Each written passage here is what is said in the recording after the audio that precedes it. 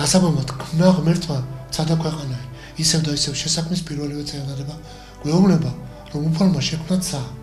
რას ნიშნავს ეს ცა? არ რით განსხვავდება ქვეყანისაგან? ალბათ დამეთანხმებით, რომ მედიცინა მეცნიერების ნაწილია. დიახ, ასეა ეს. მაშინ როგორ უნდა შეფასდეს თქვენ სამშობლოზე გამოტანილი ამ სამედიცინო დასკვნის შინაარსი ეხლანდელ დროში? ამ დასკვნის ადრესატი მაშინ, როდესაც იგი დაიწერა კომუნისტების ეპოქაში, გიჟად იწვდებოდა და ახლა ამჟამად როგორ ფასდება იგივე პიროვნება?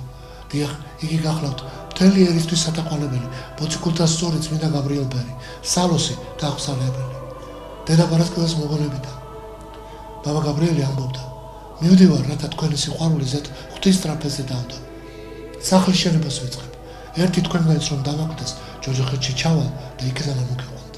აი ასეთი სიყვარულით მოსავდა წმინდა ბაბა გაბრიელი მაშინ, როცა ჩვენს გვერდზე მოღვაწეობდა და ეხლა, როდესაც უკვე სასუფეველშია, თქვენ წარმოგიდგენიათ რა მასშტაბებით მეოხება მოედინება ზეციდან ჩვენსკენ არა მარტო წმინდა ბერის მხრიდან, არამედ ღვთისნებით უამრავ მორწმუნე წმინდათა და რაც მთავარია უფლის პირველადი სულიერი ქმნილებების, ანგელოსთა მხრიდანაც.